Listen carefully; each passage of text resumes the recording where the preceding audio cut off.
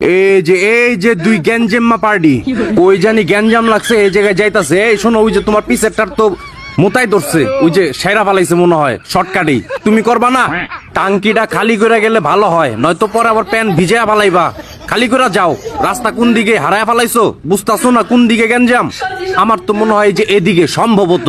Tension নাই, প্যারা নাই, চিল। আল্লাহর নাম করে আগায়া যাও, যা আছে কপালে। আমি এক কাম করি, হাসপাতালে 2টা সিট বুক করে আইগা। আপাতত তুমগো 2 জনের জন্যই বুকিং দেই, পরে আরো লাগবে, পরেরটা পরে দেখবো, সমস্যা নাই। যাই হোক, সাবধানে যাইও। আর তুমগো আরাগুলার কি কয় এটারে খেয়াল রাখো।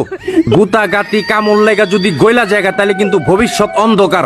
মাথায় রেখো বিষয়টা, ঠিক আছে? আল্লাহ ভরসা। এই যে ছোট মশা, এই যে তুমি যে ওর উপর দিয়ে ডেঙ্গায় গেলা, ওই যদি এখন আর লম্বা না হয়, ওই যদি জীবনে আর লম্বা না হয়, এটার সম্পূর্ণ দায় দোষ তোর। মাথায় রাখিস।